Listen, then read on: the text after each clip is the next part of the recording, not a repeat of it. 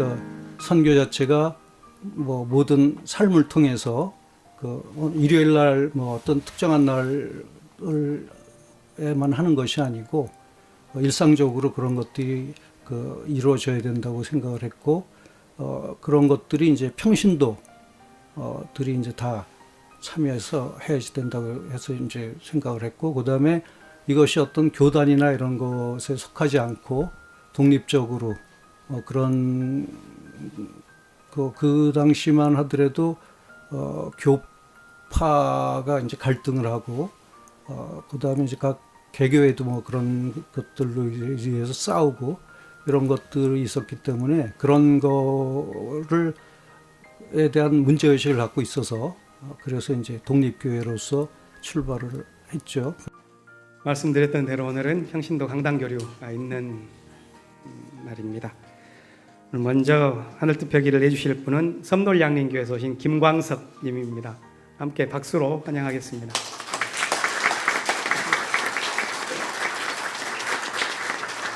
네, 안녕하세요. 반갑습니다. 네, 향림교회에 저를 초대해 주셔서 매우 감사하다는 말씀을 드립니다. 그래서 평신도들이 주체적 교회가 되려면 설교를 평신도들이 해야 된다. 매번 교인들의 반응 전체를 보았을 때 최소한 80점 이상은 항상 됐었고요. 때때로 정말 파격적으로 아주 감동을 주시는 분들이 여러 분 있었습니다. 네, 그거는 뭐 저는 매번마다 저는 깊은 감동을 저 스스로 받았고 또 교인들도 엄청 감동을 많이 받았습니다. 네, 그건 뭐 예. 이제 서로를 향한 하늘의 축복을 함께 나누시겠습니다. 주 예수 그리스도의 정의와 하나님의 사랑과 성령께서 이끌어 주신 지혜와 우리 가운데 영원토록 함께 있기를 주님의 이름으로 축원합니다.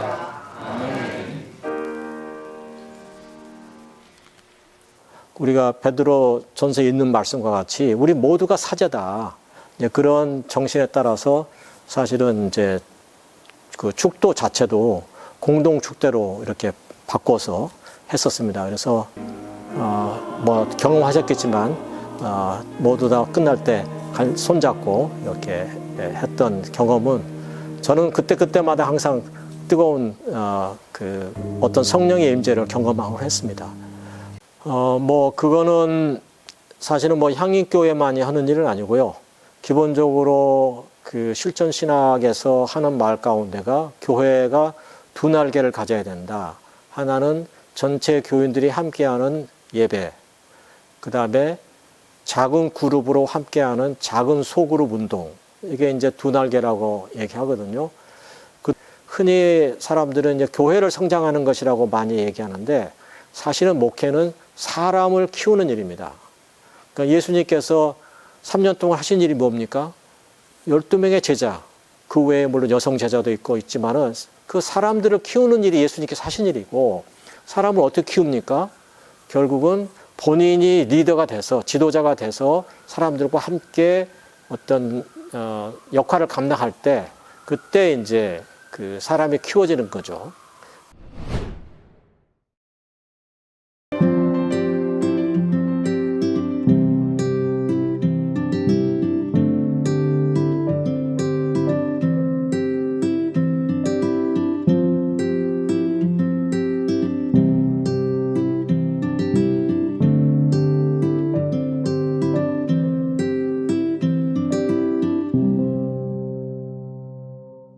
그다음에 목사 장로 임기제를 실시해서 6년 근무하고 1년 휴무.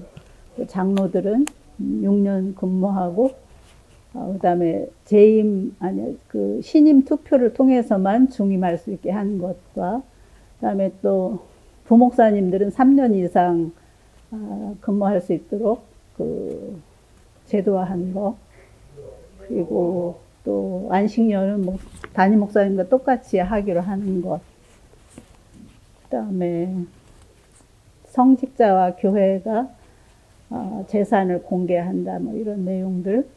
그다음에 이제 여성 목사, 여성 장로를 30% 이상 한다라는 것이 이제 정착된 점이 있었고요.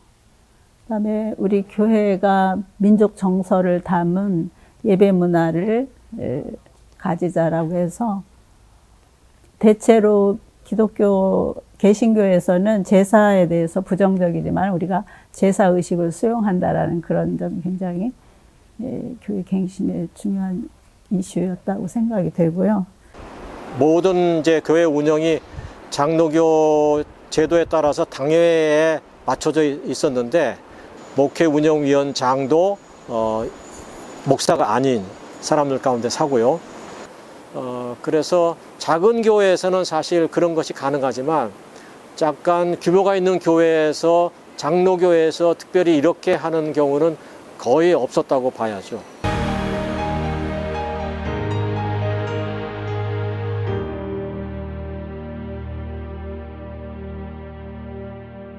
향림교회만이 갖고 있는 특수한 그 제도가 있었어요. 예를 들면 목사, 장로 임기제, 또 부목사들이 이제 보통 1년마다 이렇게 재직해서 임명을 받아야 되는데 그 향림교회는 3년제라든가 몇 개의 이런 향림교회만이 갖고 있는 규정이 있었습니다.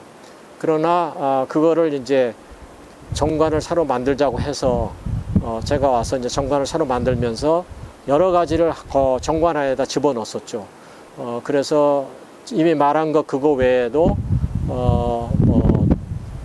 여성 장로 3분의 1 제도 혹은 또 재정의 30% 이상을 선교비 대외 선교비로 쓰자는 제도 등등 몇 개의 중요한 그 일들이 정관 안에 포함이 됐습니다. 그래서 이후에 많은 교회들이 향림교회 정관에서 문의를 했고 많이 그 도입을 했고요. 그거는 뭐 너무 100% 공감하고요. 지지하고요. 모든 교회가 그런 정신을 따라야 한다는 것이 제 소신이고 그전 점에서 향림교회는 뭐 너무나 앞서 가서 잘하고 있는 것입니다. 그건 뭐 100% 공감하는 교회의 운영 체제입니다. 그렇게 돼야 된다고 생각합니다.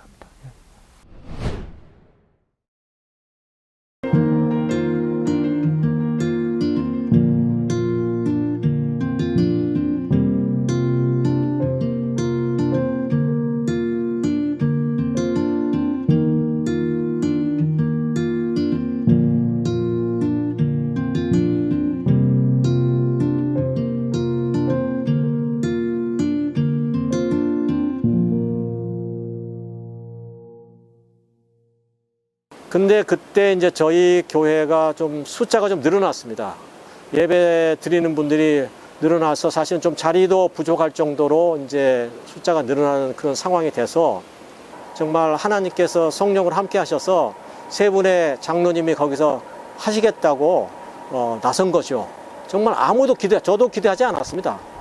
그런데 그런 일이 생겨서 결국 이제 섬돌 향림교회 분가가 이루어지게 된 것이죠.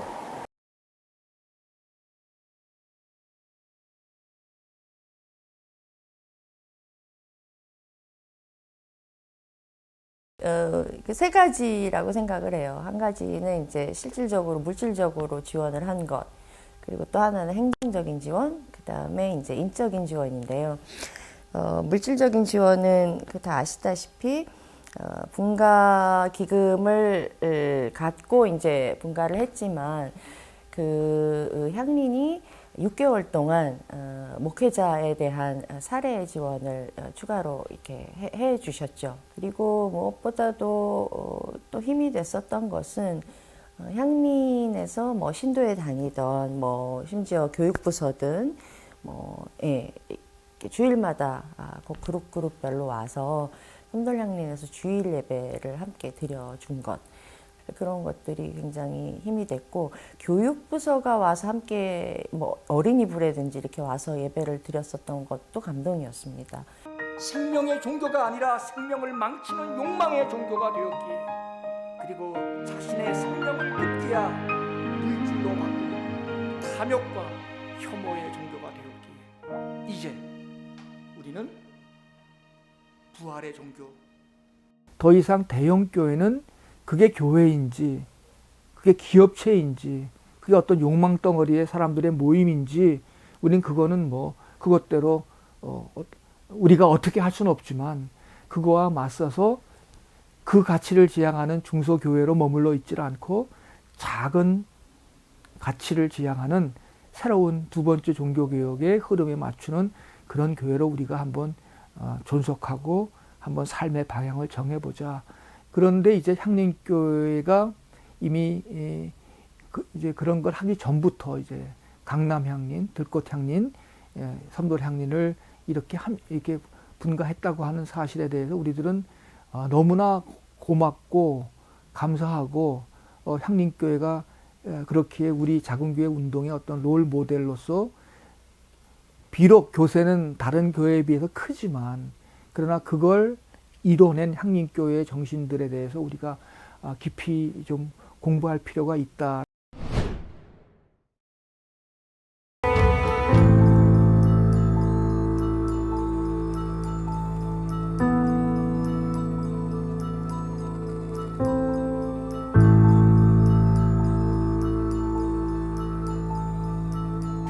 그 향린의 집은 이제 제가 청년회 활동할 때 우리가 이제 지역에 있는 무슨 지역 인민들을 위해서 뭔가를 좀 의미 있는 일을 하자 이런 청년들이 있는 얘기 나와서 그럼 우리가 할 수 있는 역할이 뭔가 이렇게 고민하다가 지역의 청계촌에 아니면 또 여기 을지로에 있는 그런 그 노동자분들이 많이 계셨죠. 뭐 인쇄소에 있는 노동자 이런 분들이 주로 이제 배움의 기회 어떤 욕구가 있었는데 낮에는 못 배우니까 이제 야간에 이제 그 청년들을 모아서 어떤 뭐 문학이라든지 아니면 사회적인 이런 거 학습도 하고 같이 어떤 사귐도 하는 그런 야학을 이제 향린의 집 이름으로 했죠.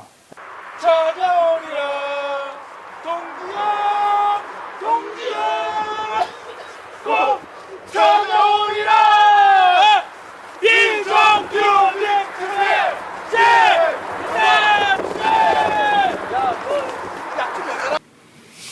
향림교회 하면 사실 5분 대기조 같았어요. 군대 5분 대기조. 그러니까 저희들이 절박하고 정말 신조할 때마다 즉각적 뭔가 재정과 또 조직과 그리고 함께 그 힘을 통해서 함께 졌던 기억이 나고요. 쌍용차는 특히 이제 이명박 박근혜로 이어졌던 시절이었잖아요. 시기였기 때문에 집회가 되게 자유스러웠거나 집회가 용이하지 못했습니다. 근데 그때마다 사실 기도회를 빙자한 집회를 계속 열어주셨고 그 힘을 통해서 저희들이 상당히 많이 힘을 받았고 또 그 기도회에서 저희들이 항상 지쳐있는 뭐 저희 동료들이 현장 발언이라고 할까요? 기도회 과정의 현장 발언을 통해서 자기 쌓아뒀던 얘기를 털어내고 본인도 치유받는 이런 것들을 저희가 종종 경험을 좀 했거든요. 다른 건 몰라도요. 지난 10년 동안 저와 쌍용차 해고 노동자들에게는 향림교회가 큰 위안이 되었고 안식처처럼 되게 푸근하게 저희들은 큰 힘이 되었던 곳이었습니다. 향림교회와 같은 함께 아파하고 또 함께 또 울고 그리고 또 함께 행동하는 그런 신앙인들이 옆에 있다는 것이 굉장히 큰 힘이 되었고요.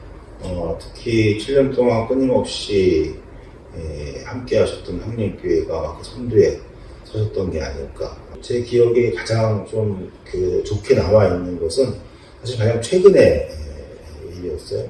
올해 지금 정월 대보름에 이제 풍물에서 같이 오셔갖고 밤에 저희 가족들하고 같이 좀 즐겁게 그 시간을 보낸 적이 있죠.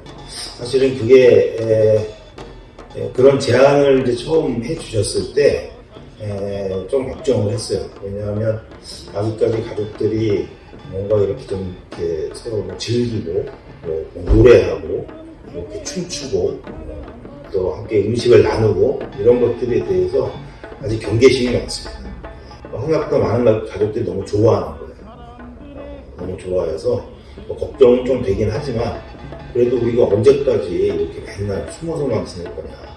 그리고 또 늘 함께 하셨던 좋은 분들이 와서 하는 거니까 서로 좋은 마음으로 이해하면서 하면 좋지 않겠냐.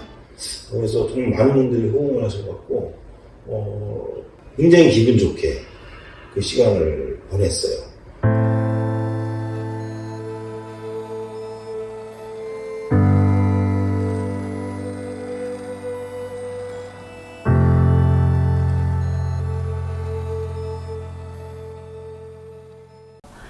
그다음에 그 효순이 미선이 사건 미군 장갑차에 깔려서 사망하면서 그때 당시 홍무수 목사님이 대표로 굉장히 많이 일을 하셨고 그 뒤에는 이병일 목사님도 하시면서 이제 최근에 그 18주기 작년에 그 평화공원이 만들어지기까지 뭐 소파 개정하라고 하면서 함께 했던 그런 기억이 나고요. 그다음에 그 쌍용 자동차 그 사회적인 타살로 30여 명 이상 죽음을 맞이하게 되고 그 노동 현실에 우리가 함께 참여했던 거, 그다음에 제주도의 그 해군 기지 건립으로 인해서 거기 반대하면서 구럼비 바위 지키기 운동하면서 갔던 거, 그런 것들이 주로 생각이 납니다.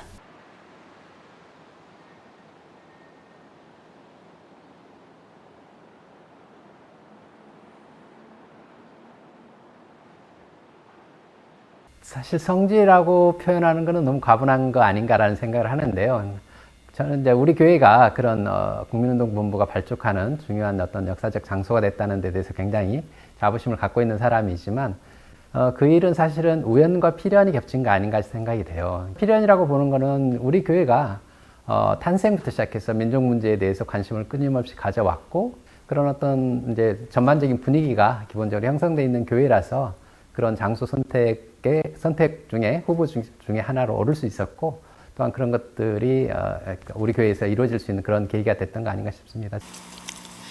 철거민이 정당하다 주장하여 승리하자. 철거민이 정당하다 주장하여 승리하자. 주장하여 승리하자.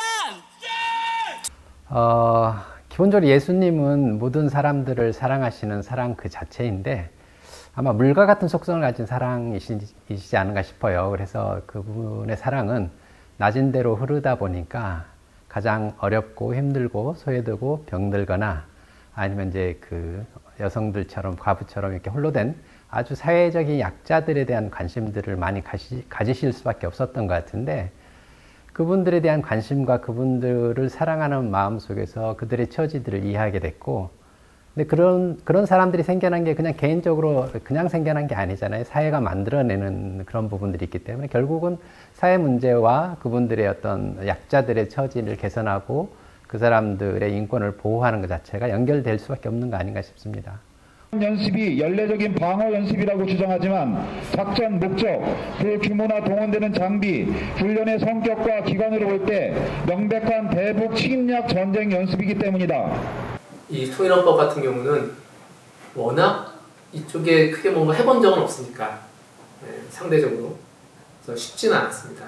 근데 이제 우리가 나름대로 생각했던 거는 이게 핵심 캐치프레이즈가 뭐냐면 통일된 민족 공동체의 청사진을 만들어보자 라는 거였어요. 그러니까 그동안에 이제 계속 무슨 통일 방안이 어쩌고저쩌고 이런 얘기를 많이 했었는데 통일에 이르는 길이 뭐냐에 대한 논의나 논란은 많이 있었지만 통일된 이후의 공동체는 어떤 모양을 갖춰야 돼?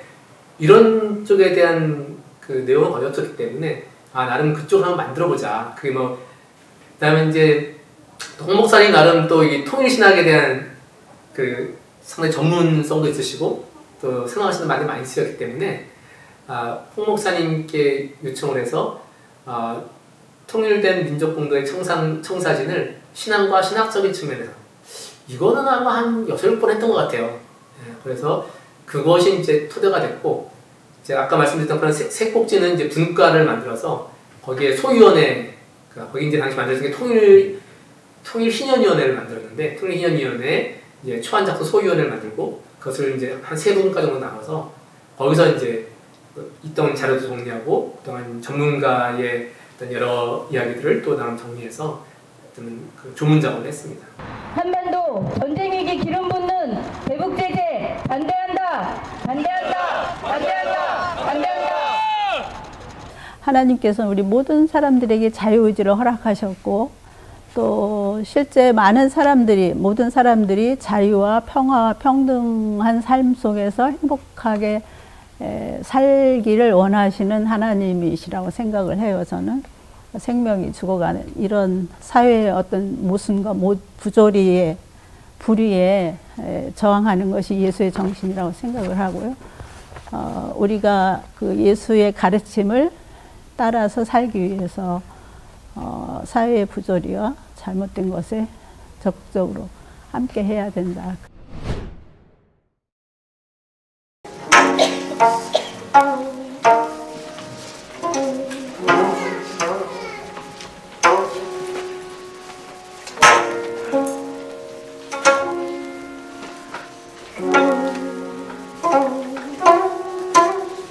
그리고 이제 1999년부터 악장을 영입하고 2000년에는 이곳 저곳에서 불리던 그 국악 찬송들을 모아서 국악 찬송가를 발간하고 예배 시간에 사용하기 시작했고요. 후에 이제 자체 창작곡을 포함해서 현재 찬송가를 2003년 6월에 발간해서 지금까지 계속 사용 중인데요.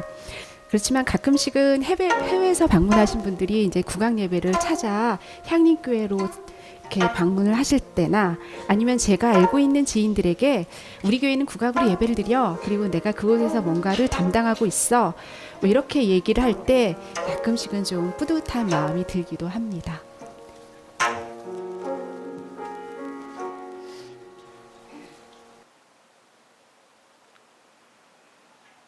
제가 처음 왔을 때 이게 저 전면에도 검은 빨간 커튼으로 다 덮여 있었고 창문도 다 커튼으로 덮여 있었는데 그걸 와서 제가 이제 바꾼 거죠.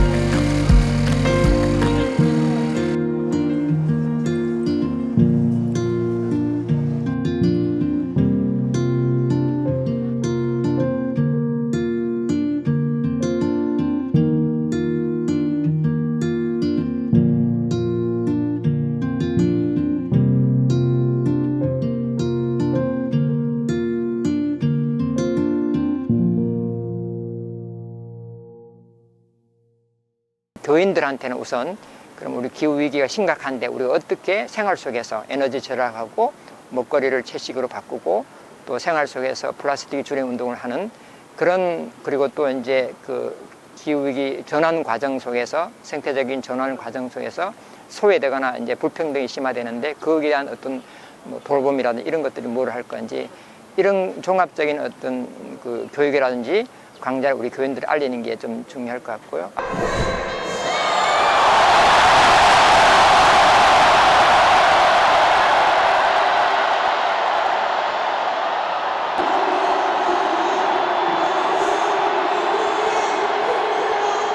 우리 사회로 말하자면 87년 체제와 함께 진행되어 왔었던 건데, 교회를 광화문 시대로 간다는 것은 2023년도 70주년을 맞으면서 87년 체제를 넘어서는 새로운 시대를 어떻게 우리가 지어갈 건가 하는 것과 관련되어 있는데요. 변혁적인 사회선교의 어떤 보급기지 역할을 내수동에서 할 수 있는 그런 조건을 만들어가는 것인데, 그게 무엇일까 하는 것이 우리에게 주어져 있는 제일 큰 물음이고, 독자적인 우리의 아성을 쌓는 길이라기보다는 진보적인 네트워크를 만들고 그것의 허브 역할을 해나가는 그런 방식을 꿈꾸는 것인데요. 진보적인 기독교 사상을 만들 때에도 그런 네트워크를 형성하고 지원해 나아가는 것이 어떻게 가능할까 하는 것이 한편에서 우리의 큰 과제가 되겠고, 한국에 있는 우리 교회로서 한반도 선교라고 하는 전체적인 어떤 책임감을 높일 수 있는 그 토대를 어떻게 만드느냐 하는 것이 참 중요할 것 같습니다.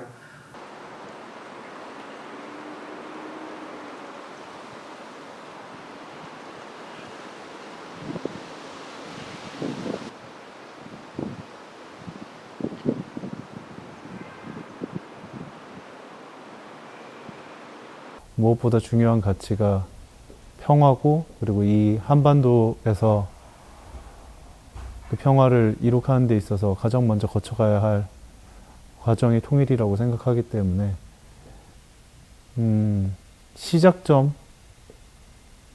시작점이 무엇이었는지를 다시 생각하면서 그런 가치를 잘 계승해야 되겠다. 이런 스마트폰 같은 기기를 통해서 미디어 콘텐츠의 중요성이 굉장히 부각된 시대라고 생각을 해요. 향교회에서도 이러한 시대의 변화에 맞게끔 좀 다양한 콘텐츠를 대중들의 눈높이에 맞춰서, 입맛에 맞춰서 개발해내고, 그런 것들을 통해서 교회에서 이야기하고자 하는 바를 세상에 좀 잘 전달할 수 있는 방향을 잘 모색하는 게 되게 중요할 거라는 생각을 하고 있습니다. 저는 향림교회에 와서 처음 느꼈던 인상이 다들 이제 권위주의적이지 않다. 그래서 굉장히 친근하시고 또 뭔가 자신을 내려놓으시는 그런 점이 굉장히 존경스러웠어요. 그래서 앞으로 이제 광화문에 가서도 저희가 그런 정신을 이제 본받아야 한다고 생각하고요.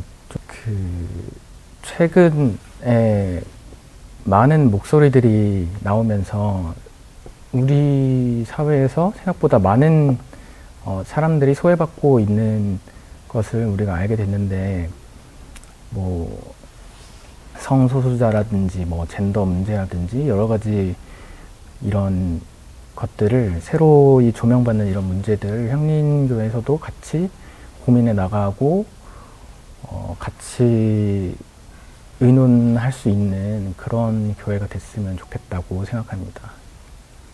거대 담론보다는 더 잘게 쪼개지고 우리가 피부로 느끼는 것으로 바뀌고 있다고 생각합니다. 페미니즘, 퀴어, 노동인권, 기독교 청년들, 차별금지법 등이 있을 겁니다. 새청은 이런 문제에 대한 고민과 연대를 통해서 기쁨을 느낍니다. 제가 느끼기엔 향림도 이제 나름 어느 정도 큰 집단이다 보니까 의사결정에 좀 지난한 과정을 보낼 때가 많은 것 같습니다. 이보다는 효율적인 방법으로 각 부서 및 신도회가 나아가는 방향에 신뢰를 기반으로 마음을 모아준다면 더 앞으로 빠르고 효율적으로 나갈 수 있다고 생각을 합니다.